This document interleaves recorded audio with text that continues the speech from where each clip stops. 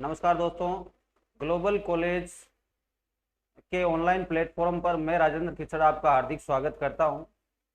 अपन general math पढ़ेंगे और उसमें कुछ टॉपिक मैंने पहले आपको पढ़ा दिए थे। इस पे ही है, ऐप पे आप देख सकते हैं या यूट्यूब पे उपलब्ध है। आगे अपन आज नया टॉपिक स्टार्ट करेंगे, औसत। औसत, एवरेज, माध्यमान कह सकते हैं आप। तो इसके बारे में आज अपन चर्चा करेंगे विस्तार से। औसत कह सकते हैं, एवरेज इसे कह सकते हैं।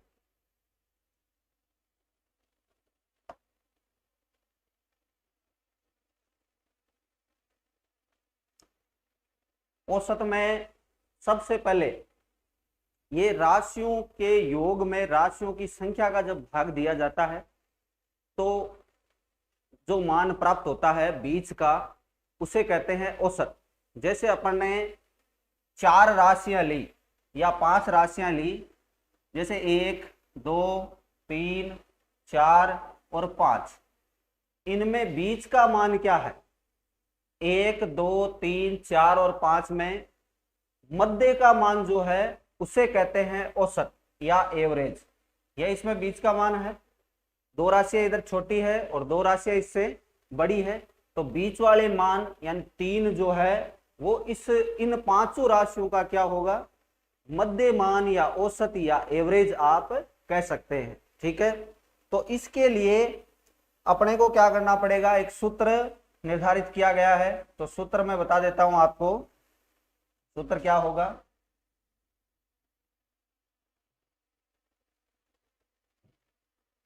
सूत्र अपने लिखते हैं, देखो। औसत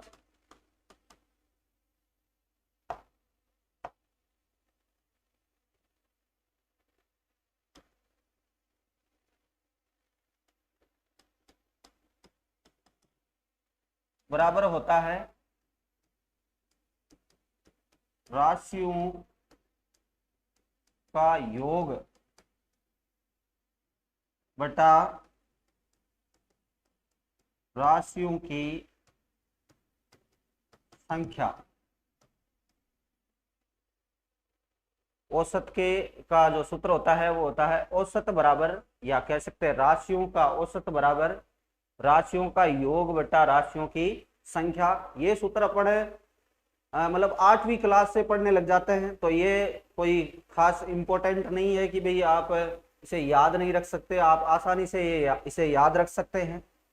इसे आप छोटे रूप में याद रख सकते हैं। कैसे? कि औसत बराबर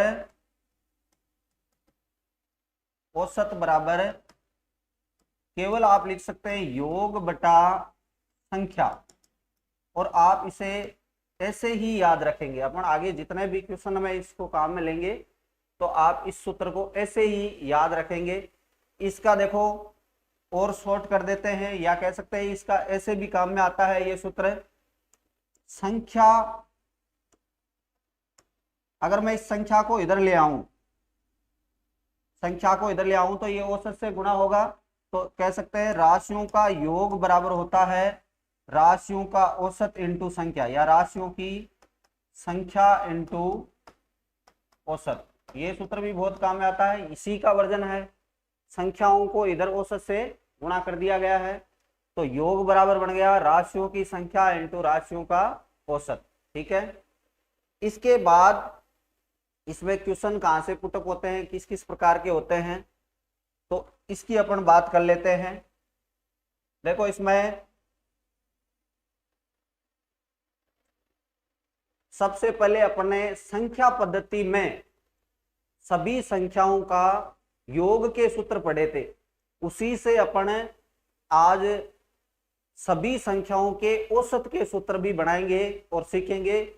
उनसे भी क्वेश्चन पूछे जाते हैं, तो ध्यान रखना आपको। जैसे सबसे पहला अपन लेके चलते हैं, या आप हेडिंग भी लगा सकते हो, हेडिंग लगा लो पहले।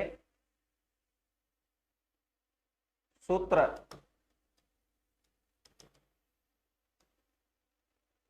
सूत्र में पहला जो सूत्र है वो है n लगातार प्राकृत संख्याओं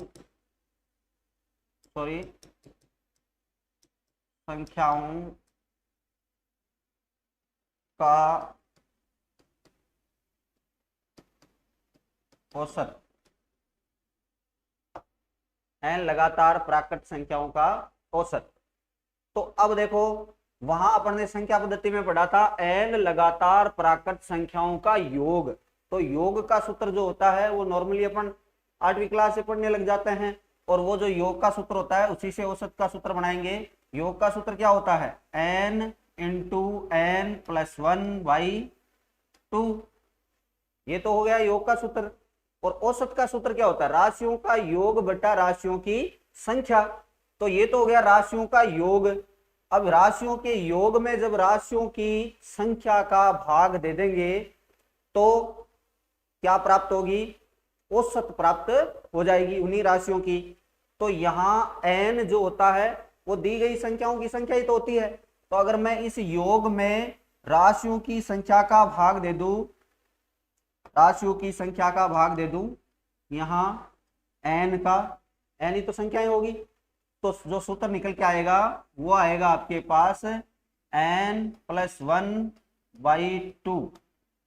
ये हो जाएगा n लगातार प्राकृत संख्याओं के औसत का सूत्र। छोटा सा एग्जाम्पल अपन कर लेते हैं, इसका एग्जाम्पल देखते हैं। देखो जैसे लगातार का मतलब है एक से शुरू होती है, लगातार का मतलब एक से शुरू होगी, ये ध्यान रखना है। तो जैसे एक से 20 तक की प्राकृत संख्याओं का औसत ज्ञात करो। 1 से 20 तक की प्राकृत संख्याओं का औसत ज्ञात करो। तो 1 से 20 तक की प्राकृत संख्याओं का औसत ज्ञात करने के लिए सूत्र अपने पास आ गया है n प्लस 1/2। तो n का मान यहाँ क्या है, जितनी संख्याएं होगी उतना ही n का मान होगा, प्राकृत संख्याओं में यही होता है।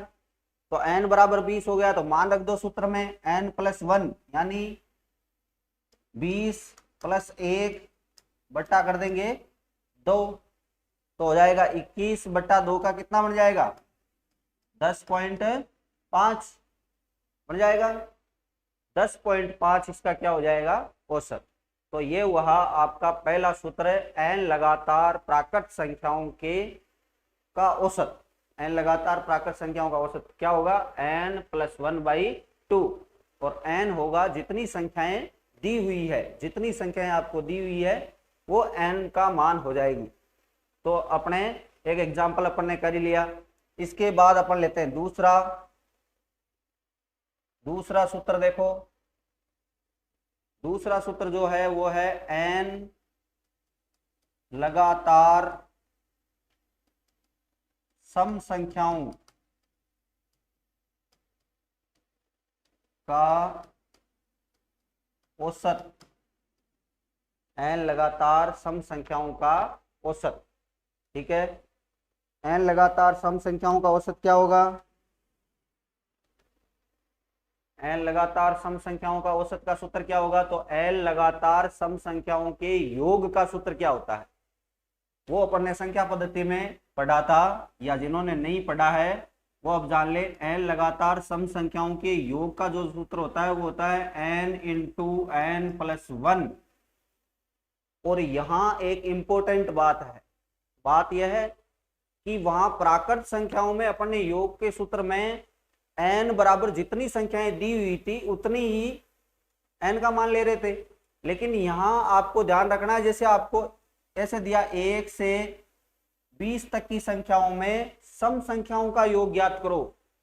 तो 1 से 20 तक में सारी सम संख्याएं नहीं होती। 1 से 20 तक में कितनी सम संख्याएं होती है, 10 होती है, आदि सम और आदि विषम। तो यहाँ n बराबर आपको सम संख्याओं की संख्या ही लेनी है। तो 1 से 20 तक में n का मान क्या हो जाएगा, 10 हो जाएगा। इस प्रकार लेना है, ऐसा नहीं कि 20 रख दिया है यहाँ पे। तो यहां पर आपको n के मान का ध्यान रखना है। अब इसमें भी वापस n का भाग दे देंगे, n का भाग दे दिया तो n से n कैंसिल हो गया, क्योंकि योग में राशियों की संख्या का भाग लगेगा तभी औसत प्राप्त होगा। तो औसत बराबर आपका हो जाएगा n+1, n+1। ठीक है, जहां लिख देता हूं मैं, इंपॉर्टेंट है जहां, और इंपॉर्टेंट इंपॉर्टेंट है जहां n बराबर होता है,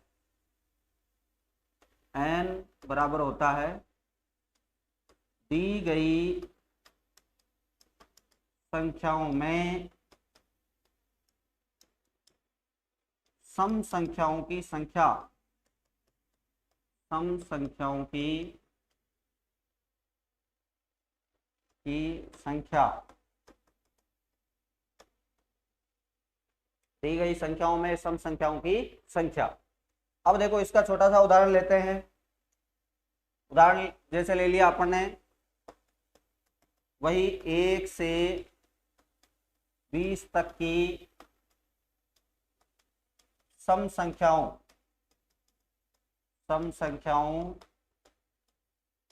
का औसत क्या होगा। ठीक है, 1 से 20 तक की सम संख्याओं का औसत क्या होगा। अब 1 से 20 तक की सम संख्याओं के औसत के लिए अपने पास सूत्र है n+1। तो पहले n का मान याद करना है, तो n का मान याद करने के लिए 1 से 20 तक तो सारी सम संख्याएं होती नहीं, आधी सम आधी विषम होती है। तो n का मान याद करने के लिए आप 20 में 2 का भाग दे सकते हैं, तो आ जाएगा 10। तो यहाँ पे आप लिखेंगे 10 + 1, तो आपका जो उत्तर आएगा वो कितना आ जाएगा, 11। यानी 1 से 20 तक की जितनी भी सम संख्याएं होती है उनका जो औसत होता है वो कितना होता है, 11। कैसे, देखो इसको और समझ लेते हैं थोड़ा। 1 से 20 तक कौन कौन सी सम संख्याएं होती है, तो यहाँ 2, 4, 6, 8, 10, 12, 14, 16, 18 और 20, यही सम संख्याएं होती है। कितनी हो गई, 10। 2, 4, 6, 8, 10 हो गई। अब इनके बराबर आधे पार्ट बनाने हैं, आधे यानी 5-5 के, तो 5 के हो गए 3, 2, 5 और ये 3, 2, 5। इनके बीच में जो संख्या आएगी, तो 10 और 12 के बीच में कौन सी संख्या आती है, 11। वही इसका क्या हो जाएगा, माध्य मान, एवरेज या औसत आप कह सकते हैं। ठीक है, तो औसत इस प्रकार याद करना है। अब इसमें एक उदाहरण अपन ऐसा ले लेते हैं, जैसे यहाँ 1 से 20 थी, n में n का मान याद करने के लिए 2 का भाग दे रहे हैं। कभी कभी क्या होता है, यहाँ जैसे आपको दे दिया, यहाँ दे दिया आपको 1 से 25 तक की सम संख्याओं का औसत याद करो। 1 से 25 तक की संख्याओं का औसत याद करो। तो इसमें क्या होता है, अब 1 से 25 तक में 25 जो संख्या है वो देखो 25 कौन सी संख्या है, विषम संख्या है। तो आप ऐसा मत कर देना कि n बराबर में 25/2 और 12.5 आ गया। 12.5 आधी कोई सम संख्या होती है क्या, कि भाई आधी सम है आधी विषम है? ऐसे थोड़ी होती है, ऐसे नहीं होती है। तो आप यहाँ ऐसे मत कर देना। यहाँ तो क्योंकि सम का पूछा था और सम ही थी तो कोई दिक्कत नहीं थी, लेकिन यहाँ सम का पूछा है और क्या है, संख्या विषम है, तो आधी कोई सम संख्या नहीं होती। आप ये ध्यान रखना, ये कॉमन सेंस की बात है कि 25 जो संख्या है या राशि है वो कौन सी संख्या है, विषम संख्या है। 25 विषम संख्या है, तो 25 से तो अपने को मतलब ही नहीं है, तो किससे मतलब है, 24 तक मतलब है अपने को।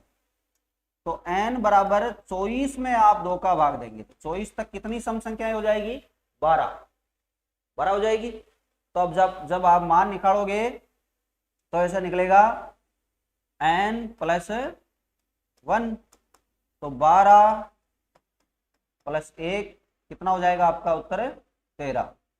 ठीक है, 13 मान आ जाएगा। दो प्रकार के क्वेश्चन आ सकते हैं सम संख्याओं के औसत का, एक तो जिसमें सम संख्याओं का औसत पूछे और 1 से 20 तक दे दिया, जैसे 1 से 40 तक दे दिया, 1 से 42 तक दे दिया, जिसमें सम संख्या दी हुई होगी लास्ट में, तो वहां तो आपको n का मान निकालने में कोई दिक्कत नहीं होगी। जहां आपको विषम दे दे, सम में विषम मिल जाए, तो वहां 1 घटा के 2 का भाग देना है, ये ध्यान रखना है, क्योंकि जो लास्ट की संख्या होगी वो क्या होगी, विषम होगी, उससे मतलब नहीं होगा। आगे अपन क्यों सूत्र नंबर 3 की बात करते हैं। तो सूत्र नंबर 3 जो है वो है n लगातार विषम संख्याओं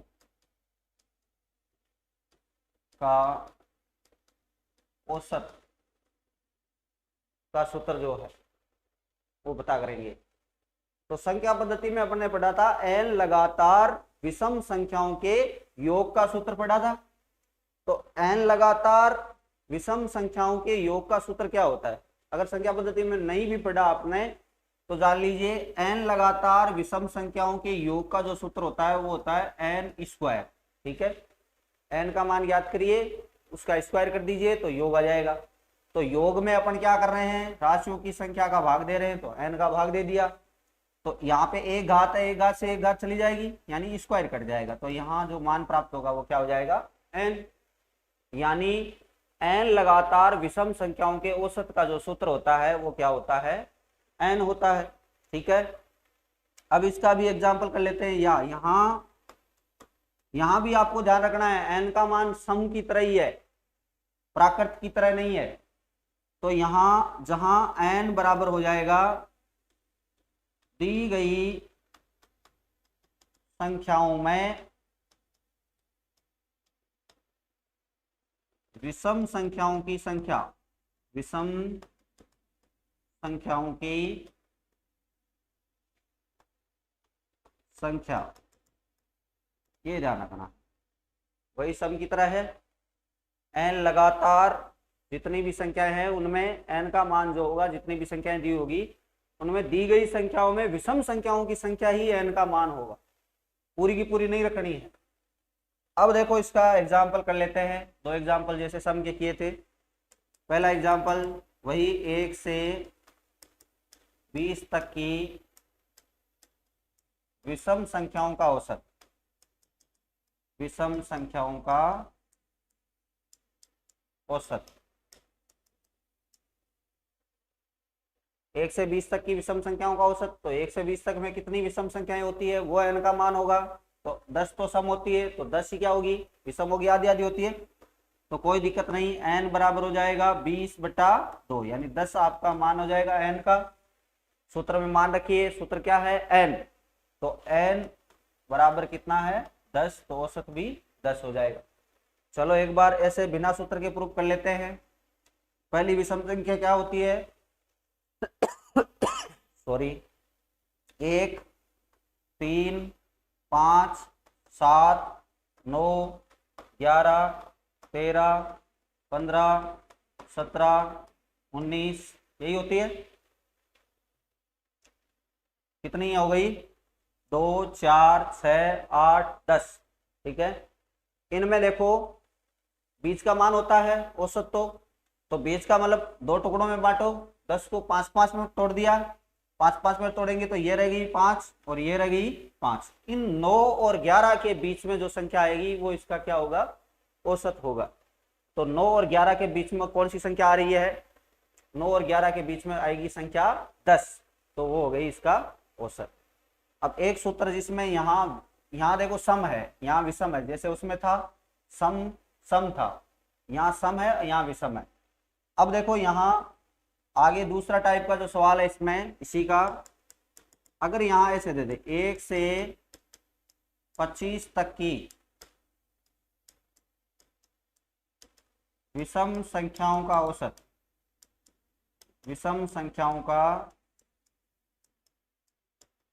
औसत, 1 से 25 तक की विषम संख्याओं का औसत, तो यहाँ n बराबर क्या ज्ञात करोगे आप, कितना लिखोगे, क्या 25/2 लिख दूं, 25/2 बराबर 12.5, तो वो गलत हो जाएगा क्योंकि आधी विषम संख्या होती नहीं है, ना तो आधी सम होती है ना ही आधी विषम होती है।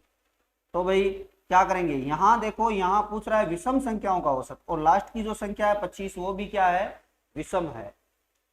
तो इस 25 को तो अपने को सम्मिलित करना ही करना है। वहां सम संख्याओं वाले में क्या कर रहे थे कि ये 25 का कोई औचित्य नहीं था, क्योंकि 25 तो क्या है, विषम है, सम में जरूरत नहीं थी। यहाँ 25 का औचित्य है क्योंकि 25 क्या है, विषम संख्या है, तो 25 को सम्मिलित रखना है। तो वहां तो एक घटा के 2 का भाग दे रहे थे, यहाँ क्या करना है, एक जोड़ के 2 का भाग देना है। 26 में 2 का भाग, 24 तक तो कितनी हो गई 12, और ये 25 भी कितनी हो गई 13, तो यहाँ n का मान आ जाएगा 13। तो n बराबर 13 मतलब आपका यही औसत हो जाएगा। ठीक है, एक बार बिना सूत्र के प्रूव कर लेते हैं। 1 3 5 7 9 11 13 15 17 19 21 23 और 25 कितनी होगी, देखो 2 4 6 8 10 12 और 1 13, इतनी विषम संख्याएं हैं। अब इनको आधा आधा तोड़ना है, तो आधा आधा तो भाई ये तो 13 है, तो आधा आधा कैसे तोड़ोगे, तो क्या करो 3 भाग बना लो, एक को बीच में रख लो और बाकी 2 कर दो। तो 13 में से एक को बीच में रख लिया, बाकी कितने बचे, एक को बीच में रखा तो 12 बचे, 12 को 6 6 में तोड़ दो, तो यहां से 2 4 और 6, ये ले लिया 6 और ये ले लिया 6। अब देखो ये संख्या ही तो बीच में आ रही है, इन संख्याओं के और इन संख्याओं के बीच में आ रही है एकदम, तो यही इसका क्या हो जाएगा, औसत हो जाएगा। आगे अपन नंबर 4 का सूत्र पढ़ते हैं। 4 नंबर पे जो सूत्र है वो है n लगातार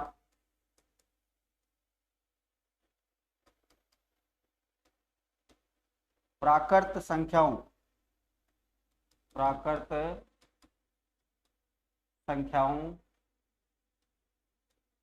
के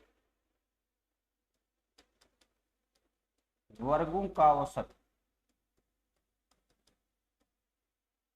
का औसत, ठीक है, पहले लेते हैं। अब देखो n लगातार प्राकृत संख्याओं के वर्गों का औसत का सूत्र अपने को पता करना है। तो वर्गों के योग का सूत्र क्या होता है, वर्गों के योग का जो सूत्र होता है वो होता है n into n plus 1 into 2n plus 1/6, ये होता है योग का। इसमें ये तो है राशियों का योग, राशियों के योग में राशियों की संख्या का भाग दे देंगे तो औसत प्राप्त हो जाएगा। तो दे दो भाई, तो दिया तो देखो यहाँ n का भाग दे देंगे, n का भाग दे देंगे तो n से n कैंसिल हो जाएगा, तो आपका जो सूत्र बनेगा वो बन जाएगा n प्लस 1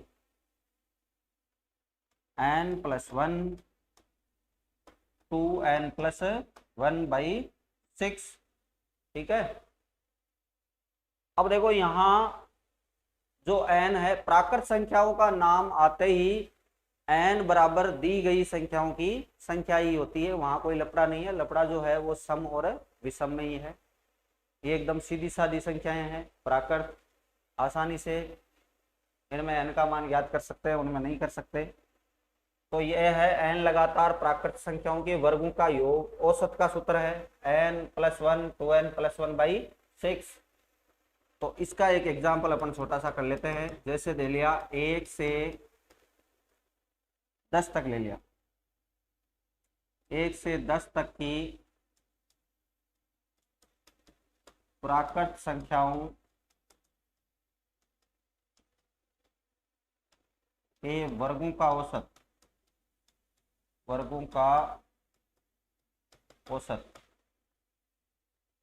आप इनको जब लिखोगे तो लिखने के लिए आप इनको रोक रोक के आराम से लिख सकते हो, नोट्स बना सकते हो। नोट्स तो आपको बनाने ही होते हैं, ऐसे सो के या बैठ के पढ़ने से कुछ नहीं होता है। नोट्स आप साथ साथ में जो मैं लिखवा रहा हूँ वो बनाओगे तभी आप अच्छा सीख पाओगे। यहाँ n बराबर क्या हो जाएगा 10, जो दिया हुआ है यहाँ पे वही होगा। प्राकृत संख्याओं का नाम आते ही सीधा जो दिया हुआ है वो रख दो, ठीक है। सूत्र में मान रखेंगे तो औसत प्राप्त होगा n प्लस 1 यानी 10 प्लस 1 फिर 2n+1 यानी 20 + 1 कितना हो जाएगा, 20 + 1 21 और बटा 6। इसको हल कर लो, 11 × 21 बटा 6। 3 का भाग इसमें जाता है कितनी बार, 2 बार, और 3 का भाग इसमें कितनी बार जाता है, 7 बार। तो 11 × 7 कर देंगे तो कितना आ जाएगा, 77। 77 बटा 2 कर देंगे, ठीक है।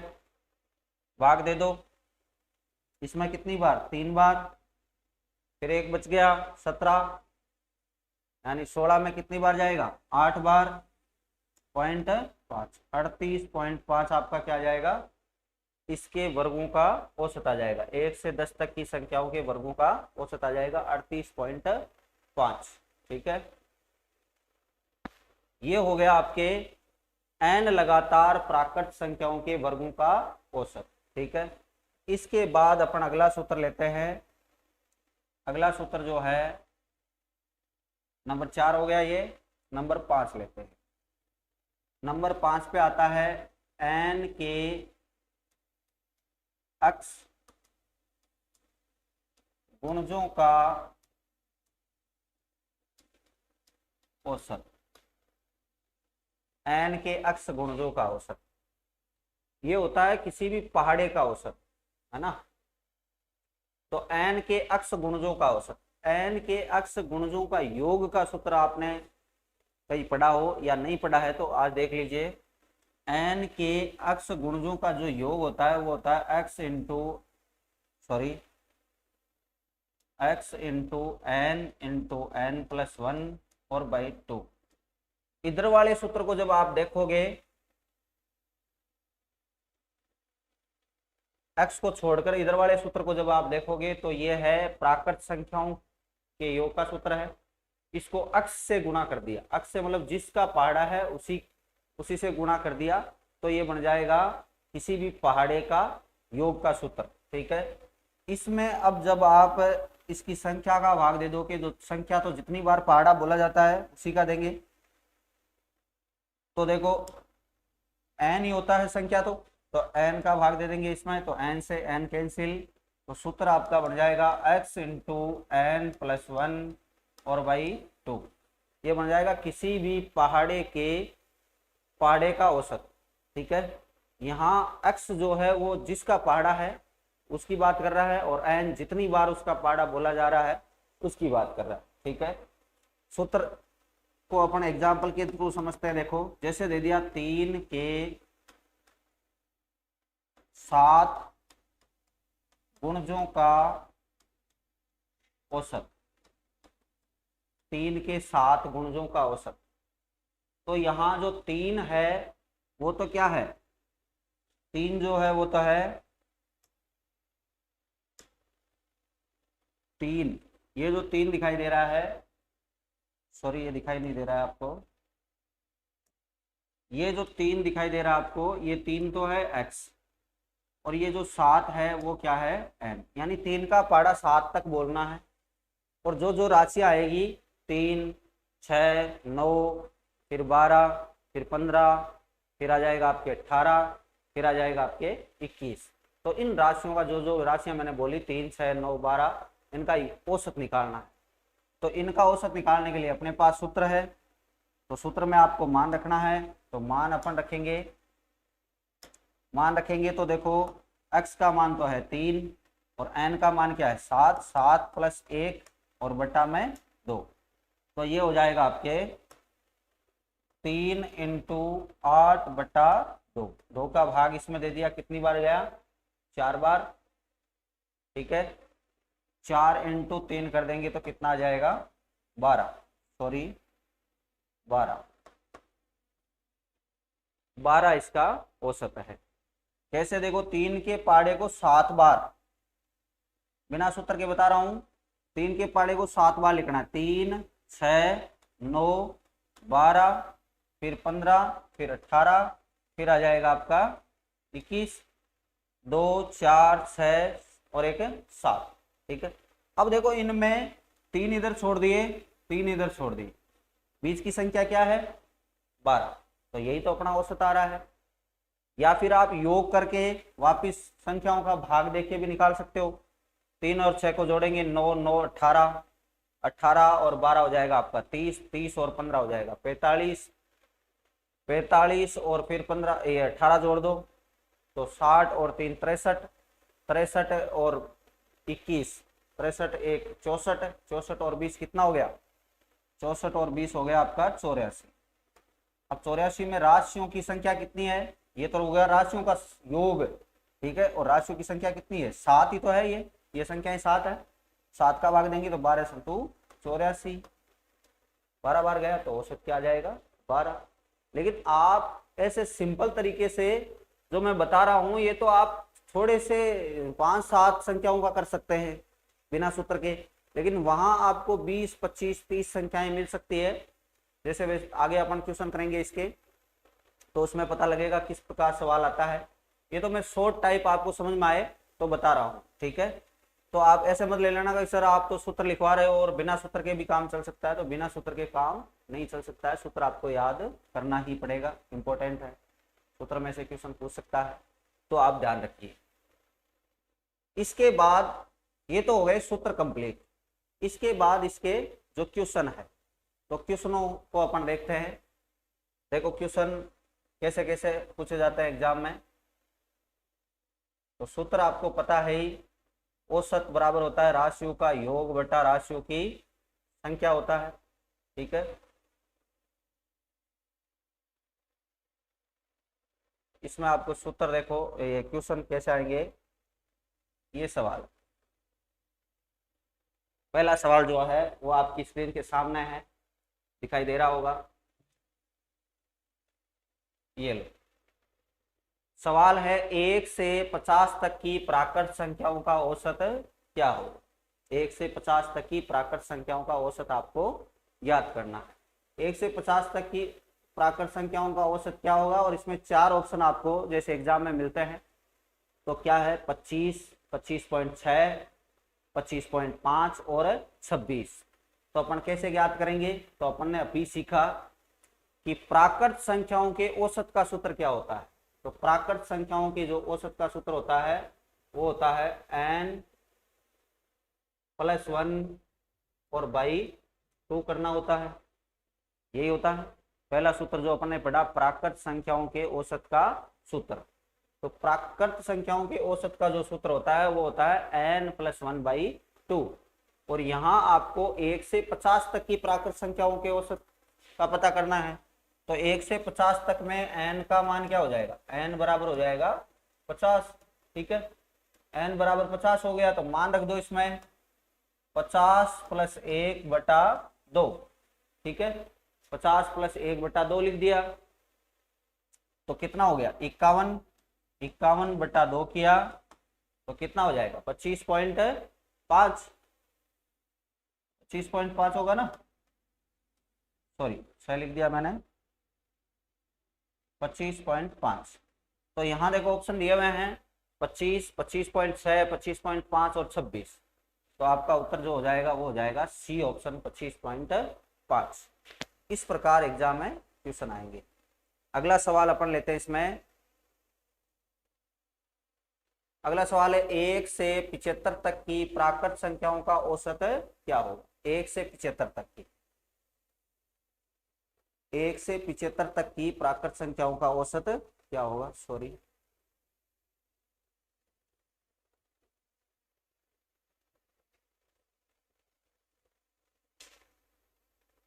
एक मिनट,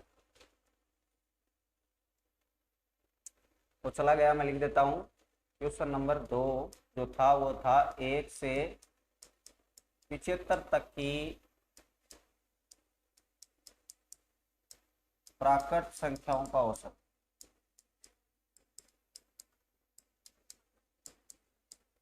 एक से 75 तक की प्राकृत संख्याओं का औसत आपको पता करना है। तो n बराबर क्या हो जाएगा भाई, n बराबर हो जाएगा 75। मान रख दो सूत्र में, मान रखेंगे तो 75 सूत्र क्या है, सूत्र आपको याद रखना है, बार बार मैं नहीं लिखूंगा, n+1/2 यही होता है प्राकृत संख्याओं के औसत का सूत्र। तो मान रखिए, मान रखेंगे तो 75 प्लस 1 76/2, 76/2 हो जाएगा। तो इसका कितना हो जाएगा 38 उत्तर आ जाएगा, 38 आपका उत्तर आएगा। ठीक है, अगला सवाल अपन लेते हैं। नंबर 3 सवाल जो है वो है आपका 1 से 50 तक की सम संख्याओं का औसत क्या होगा। 1 से 50 तक की सम संख्याओं का औसत। तो 1 से 50 तक की सम संख्याओं का औसत ज्ञात करने के लिए देखो अपने पास सूत्र है और यहाँ ऑप्शन दिए हुए 25, 28, 26 और 30। तो सम संख्याओं के औसत का सूत्र क्या लिखा आपने, सम संख्याओं के औसत का सूत्र लिखा आपने, सम संख्याओं के औसत का सूत्र लिखा n+1 केवल। ठीक है, n+1 ही तो लिखा, n+1। तो n बराबर क्या है भाई, यहाँ 1 से 50 तक में कितनी सम संख्याएं होती है, तो वही n का मान होगा। तो n बराबर निकालेंगे तो 50/2। 1 से 50 तक में 25 ही तो सम संख्याएं होती है, और मैंने कहा था सम संख्याएं विषम संख्याएं जहां हो वहां आपको n का मान ज्ञात करना पड़ेगा। तो n बराबर हो जाएगा 25। ठीक है, 25 मान रख दिया तो 25 + 1, इस सूत्र में n+1 है ना, इसमें सूत्र में मान रखा तो कितना उत्तर आ जाएगा आपका 26, जो ऑप्शन में आपके दिया हुआ है सी ऑप्शन में। ठीक है, अगला क्वेश्चन अपन लेते हैं। अगला क्वेश्चन है 1 से 35 तक की सम संख्याओं का औसत। 1 से 35 तक की सम संख्याओं का औसत आपको पता करना है। देखो यहाँ ऑप्शन दिया हुआ है 18, 20, 17 और 16। 18, 20, 17 और 16। ठीक है, तो वही बात सम संख्याओं के औसत का सूत्र जो होता है वो होता है n+1। ठीक है, n का मान आपको पता करना होता है, तो n का मान पता करेंगे। n का मान पता करेंगे तो भाई 1 से 35 तक में कितनी सम संख्याएं होती है। 1 से 35 तक की अगर मैं बात करूं तो 35 जो है वो सम संख्या थोड़ी है, वो तो क्या है, विषम संख्या है। तो 35 का तो यहाँ कोई मतलब नहीं है। तो आपको मतलब किससे है, 34 तक की संख्याओं से ही मतलब है। तो 34 में आप किसका भाग दे दो, 2 का। 34 में 2 का भाग दे देंगे तो आपके पास जो सम संख्याएं प्राप्त होगी वो कितनी होगी, 17। अब n का मान आपके पास आ गया है तो मान रख दो 17 + 1, तो औसत क्या हो जाएगा 18। ठीक है, ऐसे आपको ध्यानपूर्वक, अब ऐसे नहीं कि भाई आते क्वेश्चन को देखा, देखते ही 1 से 35 n बराबर 35 रख दिया, 35 + 1 36 उत्तर निकाल रहे हो। तो ये ध्यान रखना है सम और विषम संख्याओं में n का मान निकालना ही इंपॉर्टेंट है। ठीक है, इतनी आप सतर्कता बरतोगे तभी होगा। और एक आपको सूत्र रटना ही है, सूत्र तो रटना ही पड़ेगा, बिना सूत्र के काम नहीं चलेगा। ये जो योग के सूत्र है ये तो आपको रटने ही पड़ेंगे, इसके अलावा कोई खास सूत्र नहीं है इसमें, बाकी अपन इसको ट्रिकली पढ़ेंगे। आगे देखो अपन लेते हैं इसमें अगला सवाल। अगला सवाल है 1 से 55 तक की 55, 1 से 55 तक की विषम संख्याओं का औसत क्या होगा। 1 से 55 तक की विषम संख्याओं का औसत आपको पता करना है, जिसमें ऑप्शन दिया हुआ है 29, 28, 27 और 26। तो 1 से 55 तक की विषम संख्याओं का औसत पता करने के लिए विषम संख्याओं के औसत का सूत्र अपन ने क्या पढ़ा, n। केवल n प्राप्त कर लोगे तो विषम संख्याओं का औसत प्राप्त हो जाएगा। तो यहाँ 1 से 55 में विषम संख्याएं कितनी है इसका पता करना है। तो 55 खुद विषम संख्या है, तो 55 को सम्मिलित करना है। तो आपको क्या करना है, n का मान ज्ञात करने के लिए 55 + 1 56 में भाग दे दो 2 का। तो कितनी विषम संख्याएं आएगी, 28। भाई 1 से 54 तक तो 27 हो गई और एक खुद 55 हो गई तो 28 हो गई ना। तो 28 विषम संख्याएं हैं, तो n बराबर यही आपका औसत का मान होगा 28। तो ऑप्शन में देखो बी ऑप्शन आपका राइट हो जाएगा। ठीक है, आगे अपन करते हैं अगला सवाल। अगला सवाल जो है वो 1 से 20 तक की विषम संख्याओं का औसत क्या होगा। 1 से 20 तक की विषम संख्याओं का औसत क्या होगा। तो यहाँ तो सिंपल है, देखो ऑप्शन दिया हुआ है 10, 11, 10.5, 11.5। तो पहले आपको n का पता करना है, n का मान पता करना है। तो n बराबर क्या होगा, 1 से 20 तक में कितनी विषम संख्याएं होती है वो अभी अपन ने पढ़ा था। ठीक है, तो 1 से 20 तक में एन का मान पता करने के लिए 2 का भाग दे देंगे तो कितना आ जाएगा 10, और एन बराबर ही आपका उत्तर होता है इसमें, क्योंकि विषम संख्याओं के औसत का सूत्र क्या होता है एन। ठीक है डायरेक्ट। तो ये हो गया आपका 6 नंबर सवाल। उसके बाद नंबर 7 सवाल आपके स्क्रीन पर ये रहा। 1 से 20 तक की प्राकृत संख्याओं के वर्गों का औसत क्या होगा। 1 से 20 तक की प्राकृत संख्याओं के वर्गों का औसत ज्ञात करना है।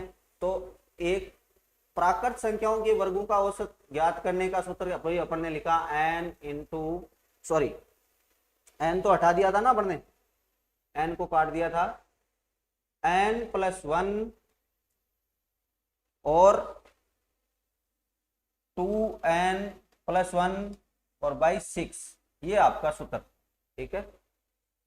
तो यहां n का मान क्या होगा, प्राकृत का नाम आते ही जो यहां लास्ट में लिखी हुई संख्या है उसको रख दो, कोई दिक्कत नहीं है। तो n बराबर क्या हो जाएगा 20, मान रख दो सूत्र में, मान रखेंगे तो 20 प्लस 1, फिर हो जाएगा 20 इंटू 2 40 प्लस 1 और बट्टा में 2। ठीक है। यहां देखो, सॉरी 2 नहीं है भाई, बट्टा में 6, 21 इंटू 41 बट्टा 6। ठीक है। अब देखो 3 के पाड़े से इसको काट देंगे 2 बार, 3 के पाड़े से इसको काट देंगे 7 बार। अब 7 का 41 से गुणा कर दो तो 7 एकम 7 और 7 चौक 28, 287 बटा 2। 2 के पाड़े से भाग दे दो, 2 के पाड़े से भाग दोगे तो कितना हो जाएगा 143.5 आपका उत्तर आ जाएगा, 143.5, ये रहा सी ऑप्शन। ठीक है। ये है प्राकृत संख्याओं के वर्गों का औसत क्या होगा का सूत्र। ठीक है। उसके बाद अगला है 15 के 11 गुणजों का औसत। यहां ध्यान रखना, यहां लिखा हुआ है गुणजों, सॉरी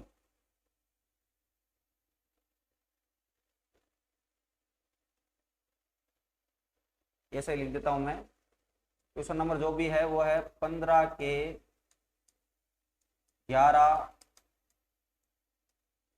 गुणजों, 15 के 11 गुणजों का औसत, 15 के 11 गुणजों का औसत। तो गुणजों के औसत के लिए अपन ने सूत्र क्या लिखा, x into N plus 1 by 2, यही था।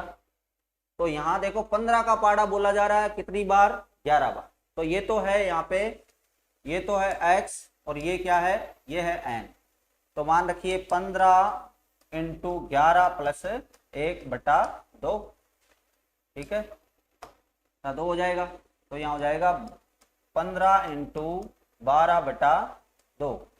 तो 2 का पाड़े से 6 बार कटेगा, 15 6 90, तो आपका उत्तर हो जाएगा 90। ठीक है। अगला सवाल अपन लेते हैं इसमें। अगला है 20 के 25 गुणजों का औसत क्या होगा। 20 के 25 गुणजों का औसत। अब देखो ऑप्शन दिया हुआ 450, 520, 625, 870। तो 20 के 25 गुणजों का योग, तो यहाँ x बराबर क्या है 20 है और n बराबर क्या है 25, यानी 20 का पाड़ा बोला जा रहा है और कितनी बार बोला जा रहा है 25 तक बोला जा रहा है। तो x और n का मान आपके पास है, तो सूत्र में मान रख दो x इंटू एन प्लस 1 और बाई 2, ये सूत्र था। तो मान रख दिया 20 इंटू 25 प्लस 1 कितना हो जाएगा 26 बटा 2। 2 का पाड़े से काटेंगे 13 बार, 13 दुआ 26।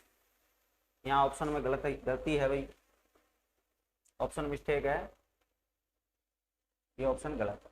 ठीक है, यहाँ अलग कर लेना कुछ भी ऑप्शन। 13 दुआ 26, 260 आपका उत्तर है। इस प्रिंट है ऑप्शन। तो यहाँ 20 के 25 गुणजों का जो औसत होगा वो कितना होगा 260 होगा, ये ध्यान रखना, ये ऑप्शन गलत है।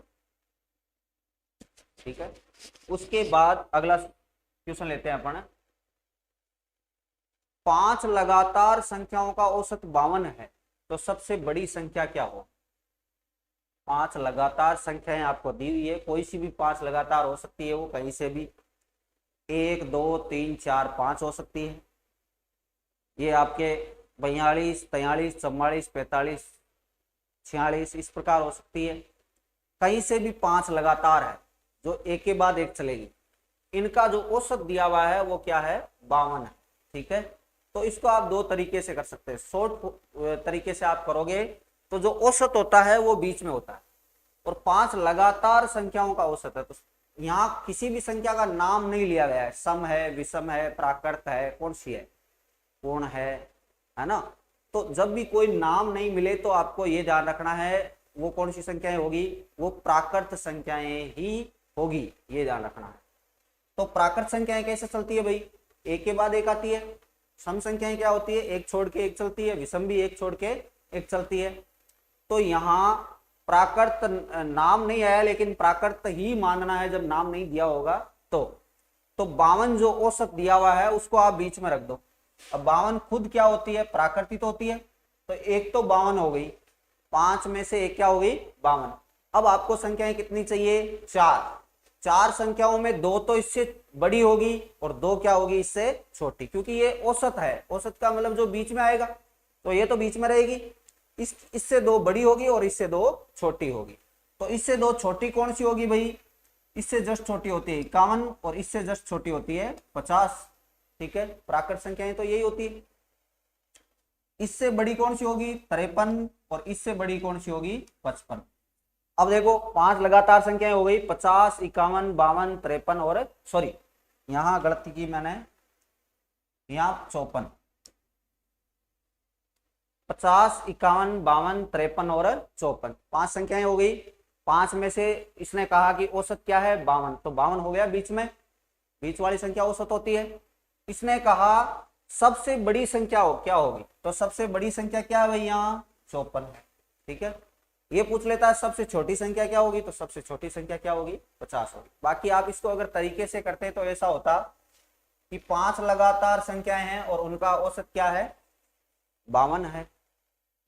तो भाई आपको पांच संख्याएं माननी पड़ती। ठीक है, एक बार मैं बता देता हूं, देखो कैसे प्राकृत संख्याएं मानते कैसे हैं। प्राकृत संख्याएं मानते ऐसे, जैसे 1 2 3 4 और 5, ये संख्याएं कैसे आ रही है। इस संख्या पहली को अगर मैं अक्ष मान लूं, हालांकि आपको ऐसे करना नहीं है, मैं बता रहा हूं तरीका, लेकिन ऐसे करना नहीं है। पहली संख्या को अक्ष मान लूं तो 1 से 2 लाने के लिए कितने जोड़ने पड़ेंगे, एक जोड़ना पड़ेगा। तो अक्ष में कितना जोड़ू, x प्लस 1। फिर 1 से 3 लाने के लिए कितने जोड़ने पड़ेंगे, 2, तो यहाँ x प्लस 2। 1 से 4 लाने के लिए कितने जोड़ने पड़ेंगे, 3 जोड़ने पड़ेंगे, तो x प्लस 3। फिर 1 से 5 लाने के लिए x प्लस 4। ठीक है, ये पांच संख्याएं आपके पास हो गई, x plus 1, x plus 2, x plus 3, x plus 4। अगर ये लगातार 50 51 52 53 54 भी है, तो अगर मैं पहली संख्या को x मान लेता हूं तो 50 से 51 लाने के लिए कितना जोड़ना पड़ेगा, 1, तो 1 जोड़ दिया।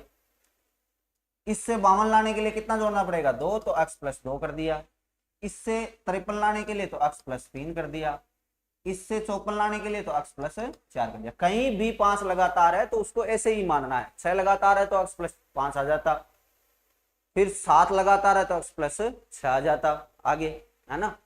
तो ये हो गई आपके पास 5 लगातार संख्याएं। अब मैं इसको ऊपर वाले को, ये तो आपको समझाने के लिए लिखा था यहाँ, इसको मिटा देता हूं। ठीक है, अब देखो यहाँ प्लस प्लस प्लस और प्लस योग करना है, और योग में क्या करना है, राशियों की संख्या का भाग देना है। तो राशियों की संख्या का भाग देंगे, कितनी संख्या है भाई, 5।